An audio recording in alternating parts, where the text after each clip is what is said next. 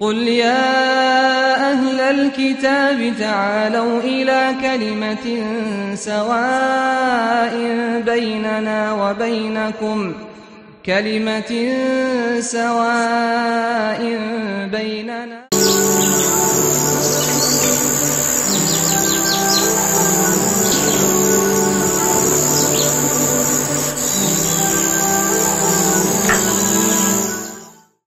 Assalamu alaikum, que la paix d'Allah soit sur vous tous.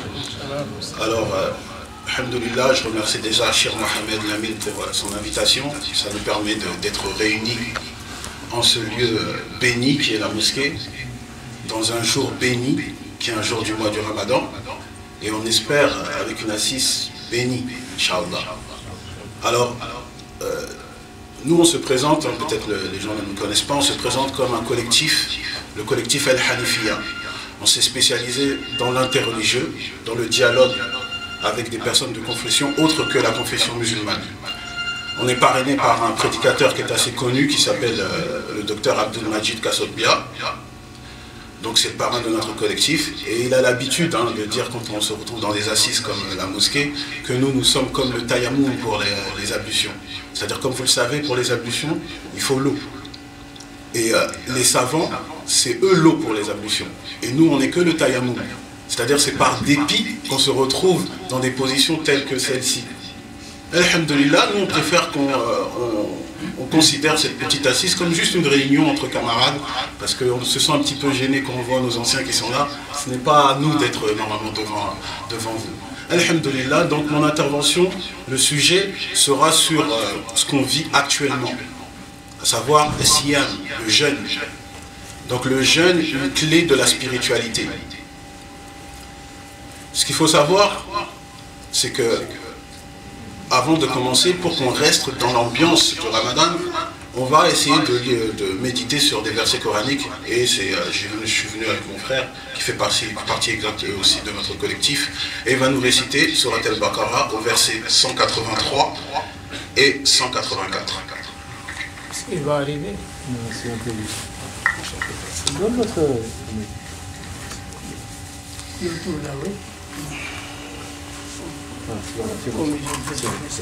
أعوذ بالله من الشيطان الرجيم بسم الله الرحمن الرحيم يا أيها الذين آمنوا كتب عليكم الصيام كما كتب على الذين من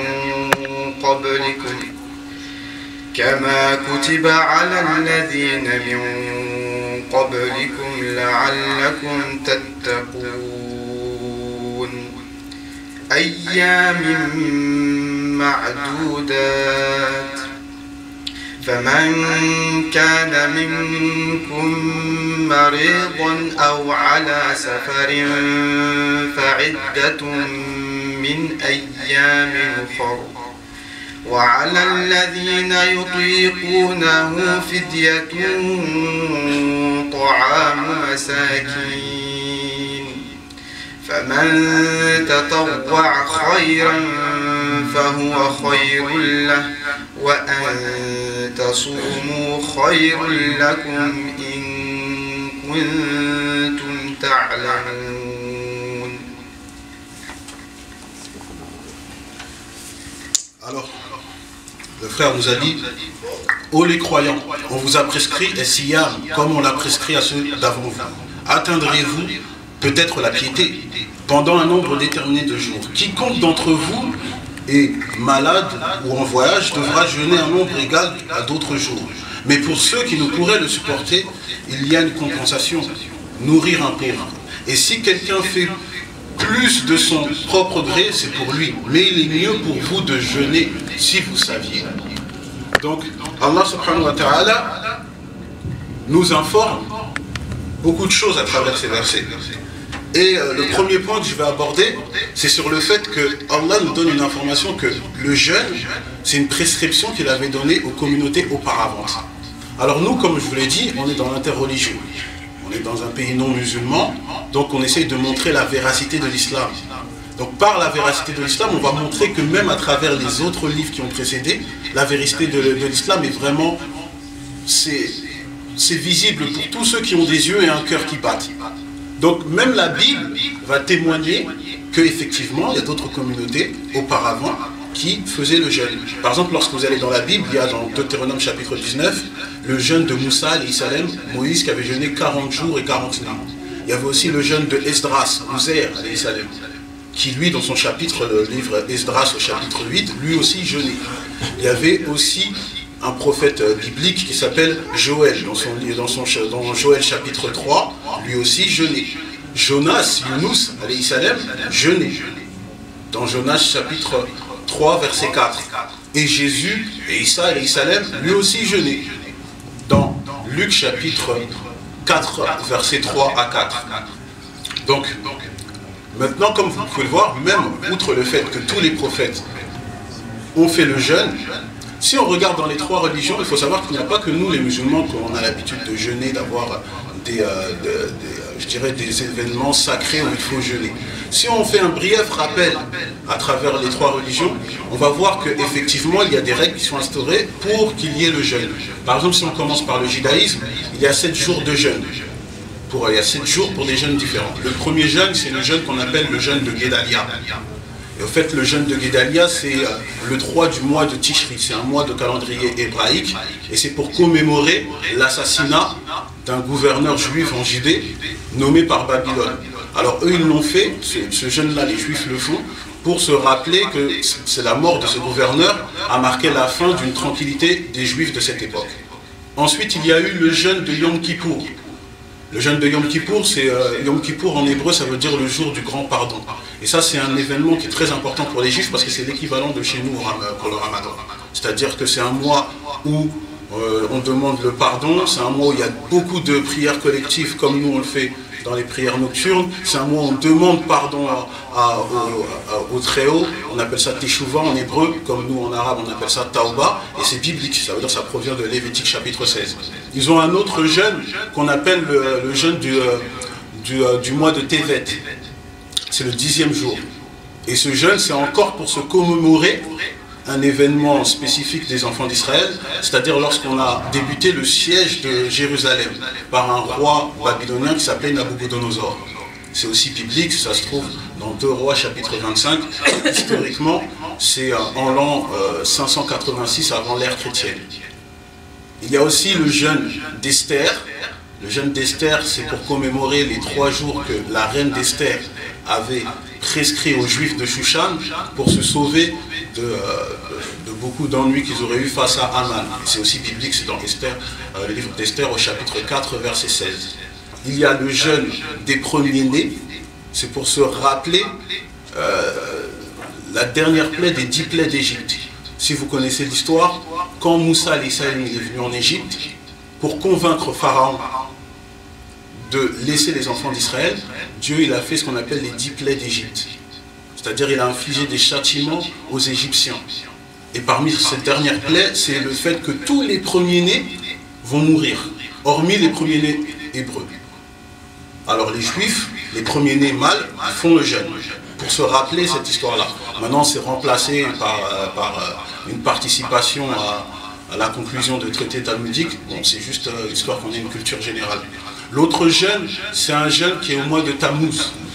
Le 17e jour, c'est encore un fait historique. C'est pour se rappeler que les premières brèches qui ont été creusées pour les murs autour de Jérusalem par le roi Titus ont été faites à cette époque-là, c'est en l'an 70.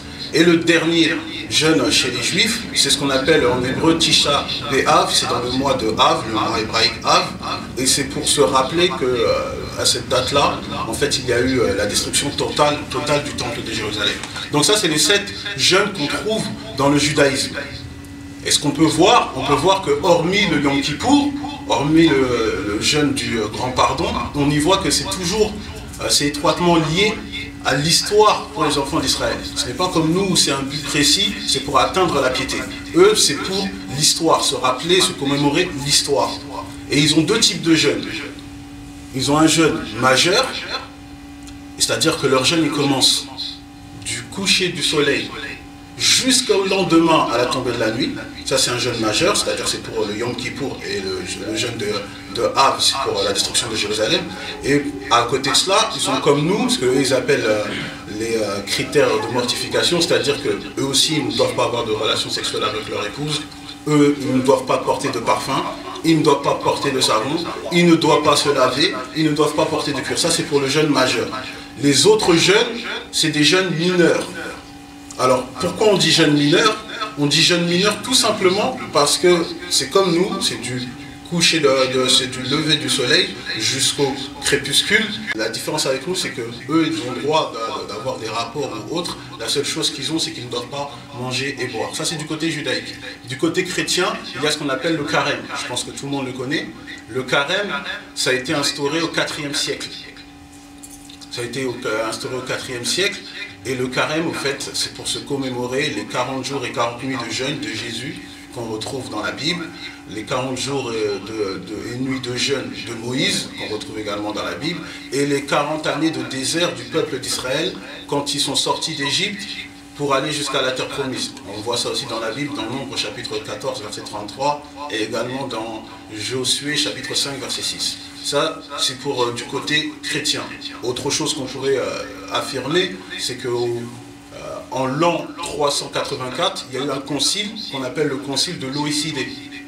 Et à partir de ce moment-là, ils ont dit que le jeûne, enfin le carême, doit se passer comment? Il doit se passer qu'ils doivent juste manger des fruits secs et du pain. Donc vous voyez, ce n'est pas aussi éprouvant comme nous. Ces derniers jours, on a senti la soif. Bon, eux, c'est autre chose. Après, à travers le temps, ça a évolué selon les tendances et les mouvances chrétiennes. C'est juste un brief panorama. Maintenant, islamiquement, vous le savez mieux que moi, alhamdoulilah, il y a nos anciens qui nous ont déjà enseigné tout ça. Il y a le ramadan. Siyam, déjà étymologiquement en arabe, signifie s'abstenir ou se retenir de. On se retient donc de boire, de manger, d'avoir des rapports avec nos épouses, toutes ces choses-là, pour espérer la grâce d'Allah subhanahu wa ta'ala. Et donc le ramadan, comme vous le savez, ça fait partie des 5 piliers de l'islam. Mais à côté de cela, il y a aussi d'autres jeûnes qui sont recommandés, non obligatoires pour les musulmans, mais très méritoires.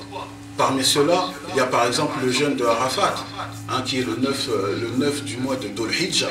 Et le prophète alayhi salatu wa salam nous a dit dans le Sahih Muslim que celui qui fait ce jeûne, ses péchés de l'année passée sont effacés et ses péchés de l'année future également. Donc c'est un jeûne à ne pas négliger. Il y a aussi le jeûne de Ashura. Et ce jeûne-là, le prophète alayhi salatu wa salam nous dit, dans le Sahih Muslim, il nous dit que celui qui jeûne ce jour-là, ses péchés de l'année passée sont effacés.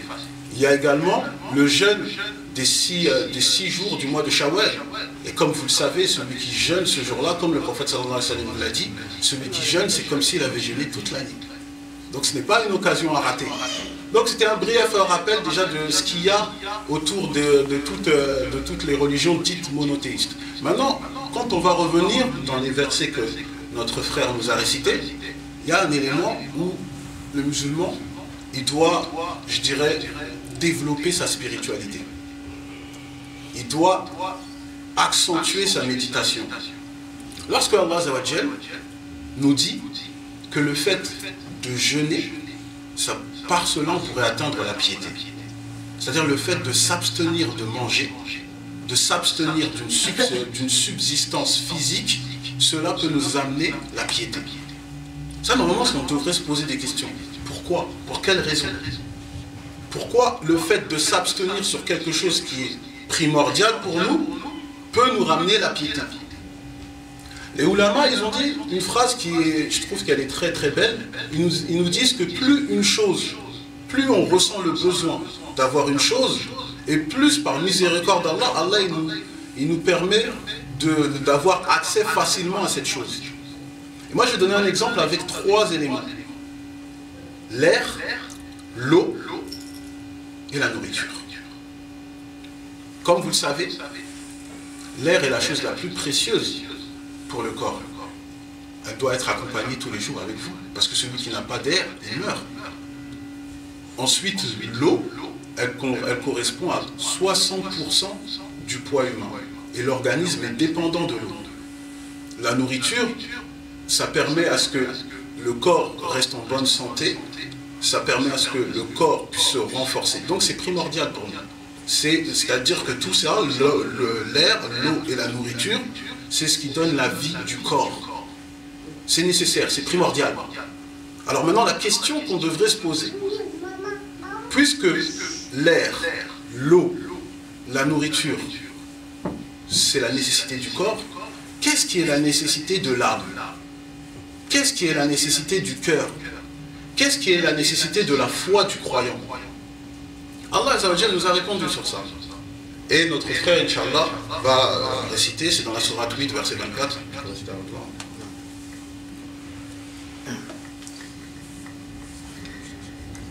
يا أيها الذين آمنوا استجيبوا لله وللرسول إذا دعاكم لما يحييكم.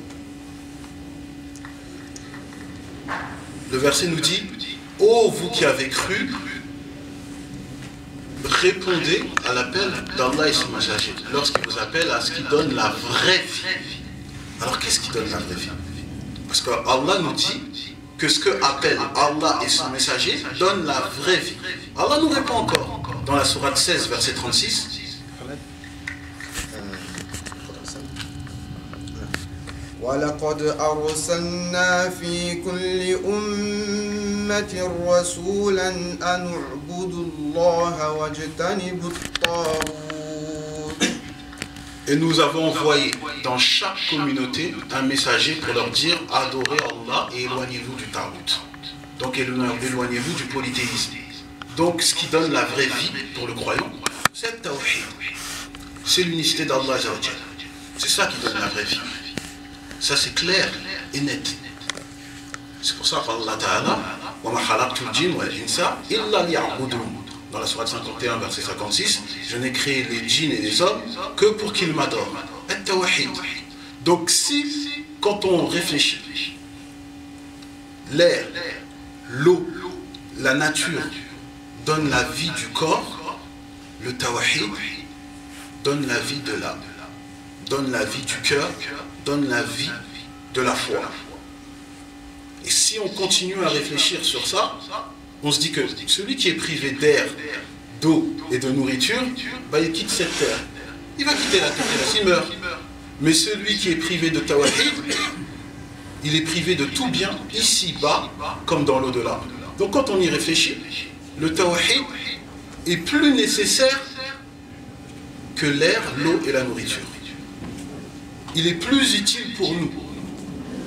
C'est-à-dire que vous vous rendez compte, celui qui réfléchit, c'est que le fait d'avoir le tawhid, c'est plus important que de respirer, que de boire ou de manger.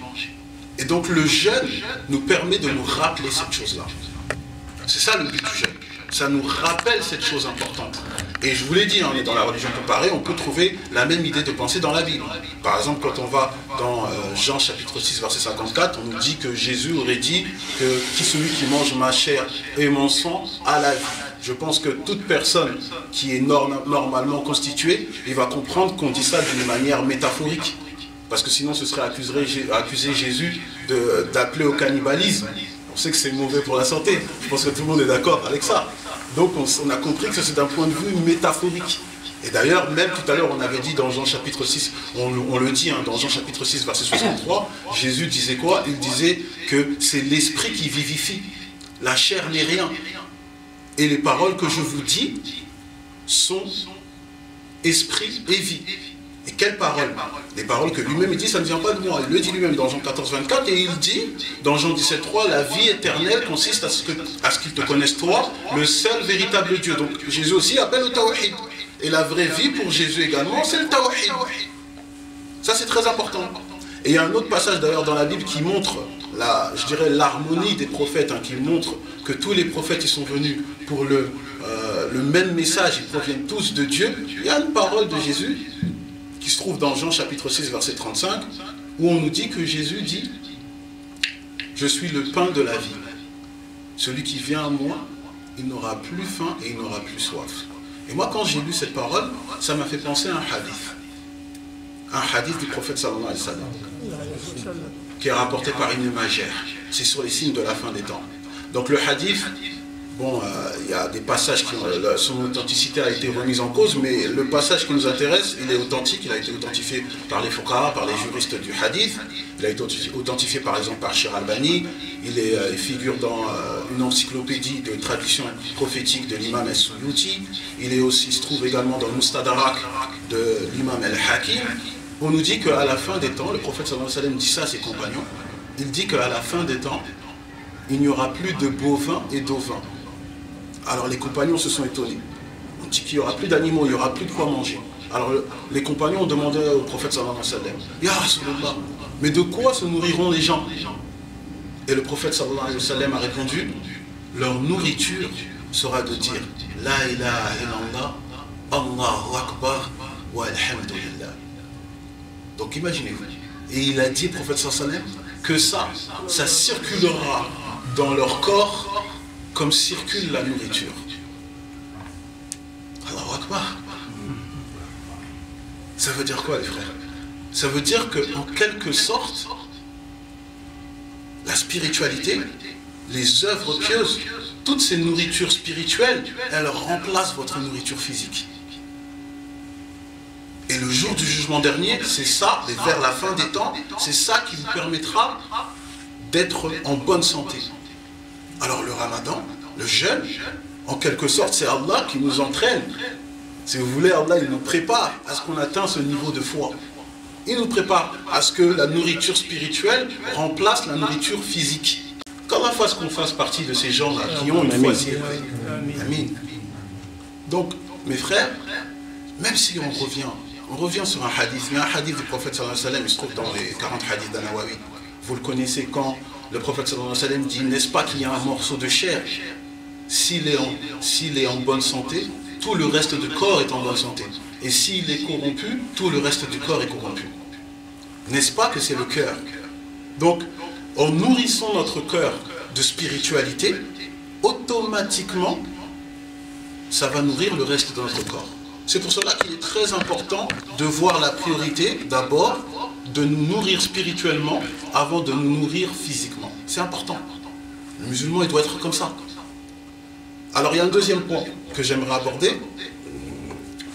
Il y a un hadith, il est rapporté d'après Hassan bin Moussa, d'après Abu Jahifa, d'après le fils de Abu Jahifa, où Abu Jahifa nous dit qu'il avait mangé et son ventre il était rempli.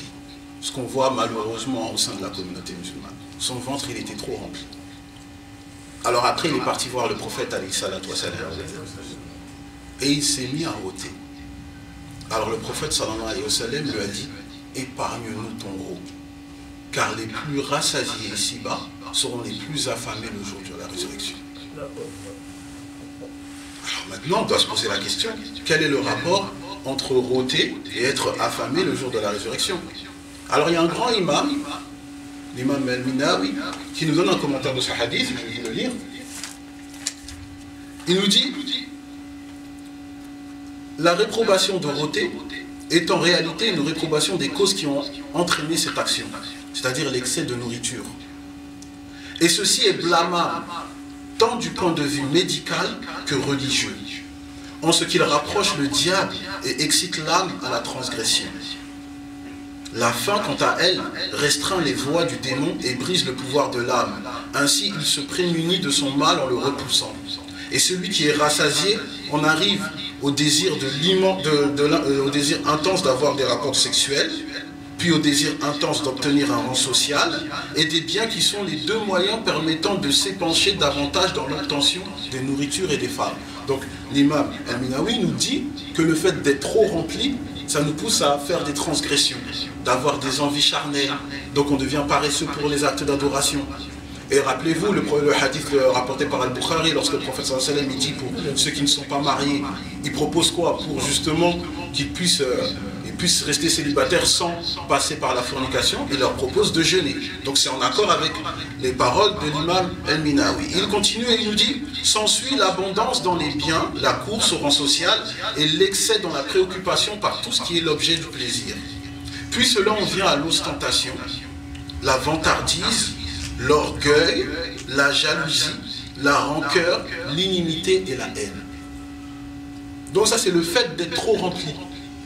C'est pour cela que quand vous allez voir la parole des pieux prédécesseurs, je prends l'exemple de Abdullah ibn Omar, le fils de Omar ibn al-Khattab, il avait l'habitude de réduire sa nourriture. Et chaque fois qu'il mangeait, il ne mangeait pas sans inviter un nécessiteux pour qu'il mange avec lui. Ça, c'était son habitude.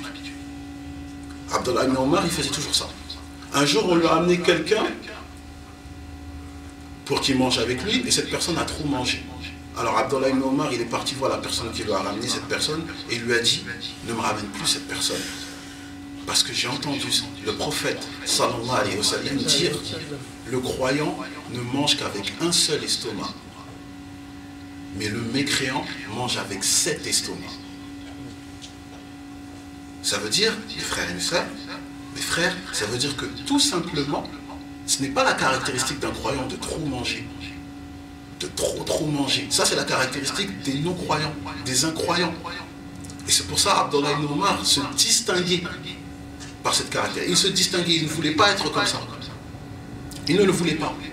Et ça, comme je vous l'ai dit, on est dans la religion comparée, on essaie d'avoir une culture générale. Donc on dit même, bibliquement, on le voit.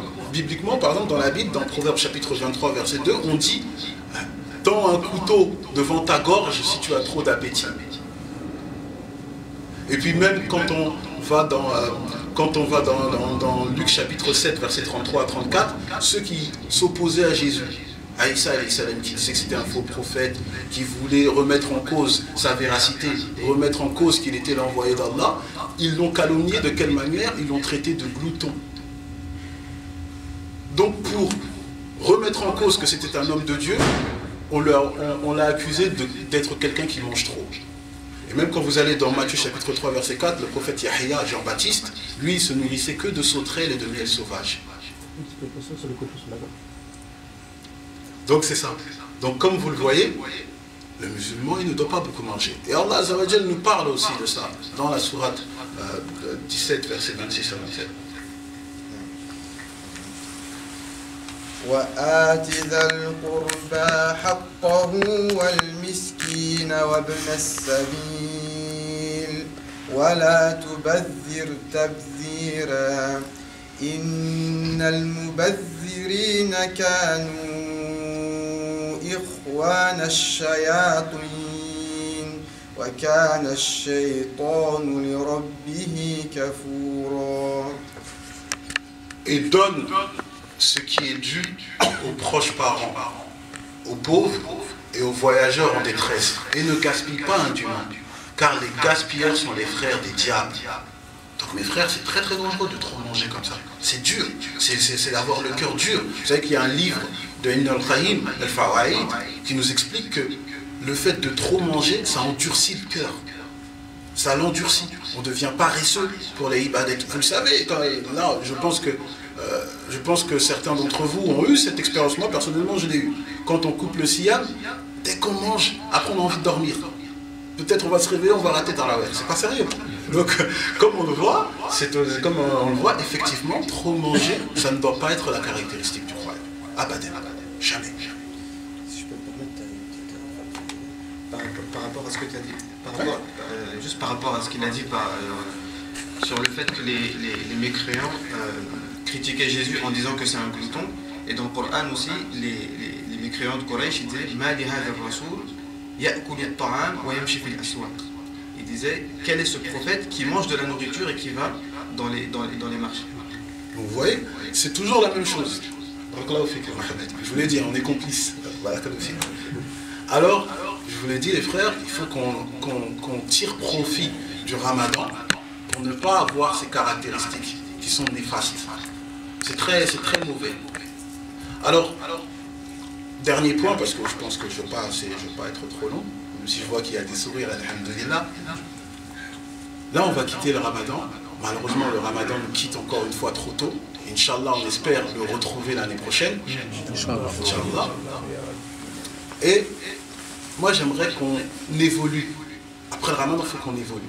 C'est pour moi en premier. Là, je vois des beaux visages, je vois des anciens. J'ai envie de m'imprégner un peu des beaux visages de nos anciens.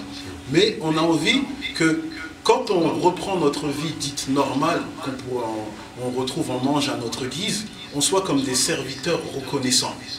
Et un serviteur reconnaissant, c'est un serviteur qui reconnaît les bienfaits qu'Allah lui a donnés. Et là, puisqu'on a été privé de nourriture, on doit se rappeler les bienfaits des aliments. Alors moi, je vais vous donner quelques exemples. Parce que je ne sais pas si vous le savez, mais il y a des aliments qui ont la même forme que des organes humains. C'est-à-dire, il y a certains aliments, ils ont les mêmes formes que les organes humains. Et subhanallah, ces mêmes aliments qui ont les mêmes formes, eh ben, en fait, ils sont un bien pour ces organes qui ont les mêmes formes. Je vais vous donner un exemple. La noix. On l'a surnommée la nourriture du cerveau. Parce que quand vous regardez la noix, les plis et les rides de la noix, ça ressemble à un cerveau. Ça ressemble à un cerveau. Et la noix contient un teneur très élevé qui permet d'éliminer les plaques de protéines liées à l'Alzheimer. Ça, c'est pour la noix. Par exemple, il y a aussi le gingembre. Allah, il en parle dans le Coran, dans la sourate 76, verset 17. Dans le gingembre, hormis tous les bienfaits du gingembre, le gingembre, il ressemble à l'estomac. Et dans la médecine chinoise, quand vous allez regarder, ils le font depuis plus de 2000 ans.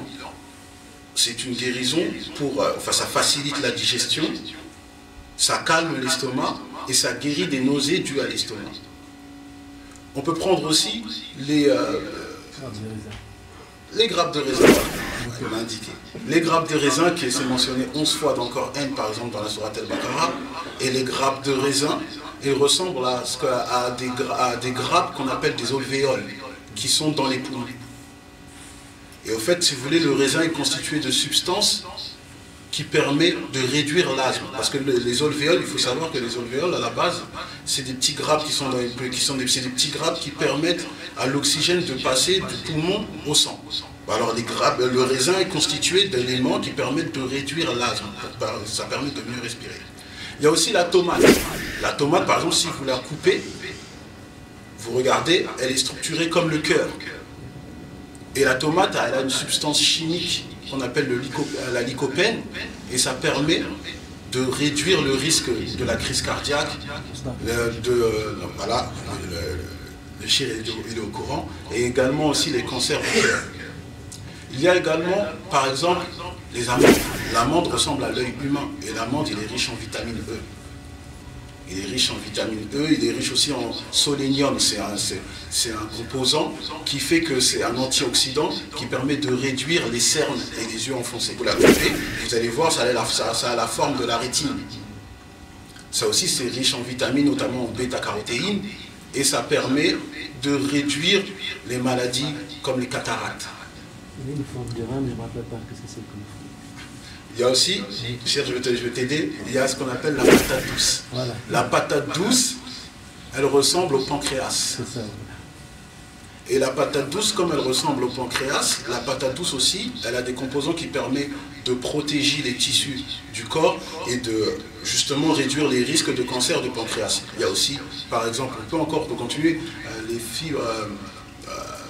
le figuier, c'est-à-dire les graines de figue. On sera tétine, on sera 95, Allah en parle. Et ça, c'est bon contre la stérilité masculine. Donc, comme vous le voyez, il y en a plein d'exemples. Moi, je vais en donner un dernier parce que je dois le donner puisque ça ressemble au visage, alhamdulillah, de ceux qui sont en face de moi. La banane. La banane, elle ressemble au sourire. Et bien, la banane, elle a un composant, ça s'appelle la tryptophane, qui, quand elle est digérée, ça se transforme en sérotonine. Et la sérotonine, si vous voulez, c'est un hormone régulateur d'humeur. Ça veut dire que ça facilite à ce que la personne soit de bonne humeur. Mais alhamdulillah, j'ai vu ici, là, alhamdulillah, on n'a pas besoin de ça. Parce que j'ai vu que vous connaissez tous le hadith rapporté par Tirmidhi et Muslim, où le prophète sallallahu alayhi wa sallam a dit que le sourire est une aumône. Alhamdulillah, je vois que j'étais bien accueilli. Donc, moi, je clôture mon intervention tout simplement en rappelant que, alhamdulillah, le ramadan, on espère pour vous qu'il s'est très bien passé. On espère, Inch'Allah, qu'on sera l'année prochaine pour encore exceller dans ce jeûne, parce que vous vous rappelez du hadith rapporté qui se trouve dans le Mousnad de l'imam Ahmed, où le prophète sallallahu alayhi wa sallam nous dit quoi? Il nous dit que le jeûne protège de l'enfer comme le bouclier au combat. Donc Inch'Allah, moi je vous encourage à jeûner, et on va finir avec Surat Al-Rahman, dans la Surat 55, au verset 10 à 16. Ah, Afwan, j'ai une petite faïda, parce que le frère a donné une faïda, je dois donner une petite faïda quand même, qui me revient à l'esprit. Je vous rappelle que le premier péché de l'être humain, le premier péché, c'est le péché de qui? Adam alayhi salam. Et Adam alayhi salam, son péché a été quoi? Il a mangé un fruit défendu. Donc c'est la nourriture. Donc regardez, subhanallah, la chute de l'être humain, c'était la nourriture. Durant son vivant sur terre, pour qu'il soit élevé en degré, il s'abstient de cette nourriture. Dans les signes de la fin des temps, qu'est-ce qui va se passer? Alors, le fait qu'il a fait le rappel d'Allah, le tawhid, son tawhid remplace la nourriture. C'est ce qui le secourt.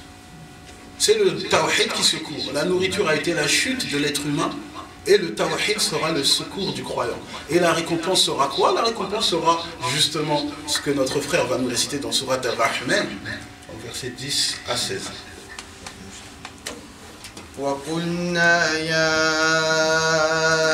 آدم اسكن أنت وزوجك الجنة وكلا منها حيث شئتما ولا تقربا هذه الشجرة فتكونا من الظالمين فأزلهما الشيطان عنها فأخرجهما مما كانا فيه وقلنا اهبطوا بعضكم لبعض عدو ولكم في الأرض مستقر ومتاع إلى حين.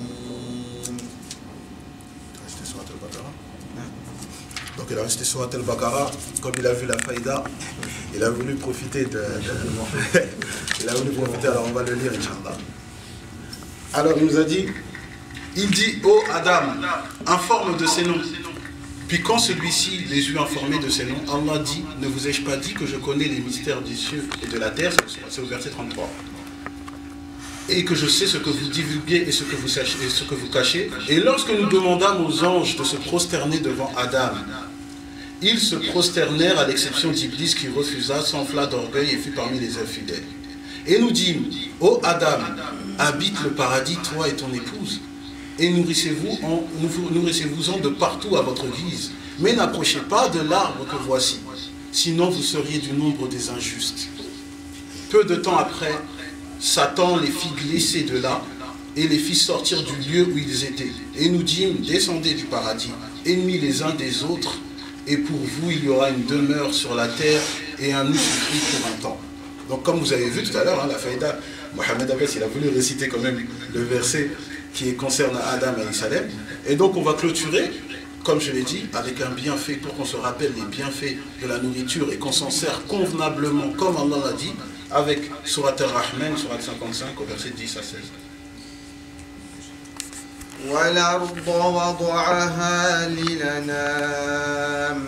والأرض وضعها للأنام فيها فاكهة والنخل ذات الأكمام والحب ذو العصف والريحان فبأي آلاء ربكما تكذبان. Quant à la terre, il l'a étendue, Allah subhanahu wa ta'ala, il l'a étendue pour les êtres vivants. Il s'y trouve des fruits et aussi les palmiers aux fruits recouverts d'enveloppes, tout comme les grains dans leurs balles et les plantes aromatiques. Lequel donc des bienfaits de votre Seigneur nirez-vous? Alhamdulillah, on espère qu'on ne n'iera jamais les bienfaits de notre Créateur. Barakallahu fikum, subhanallahi wa bihamdik, ashhadu an la ilaha illa anta, astaghfiruka wa atubu ilayk.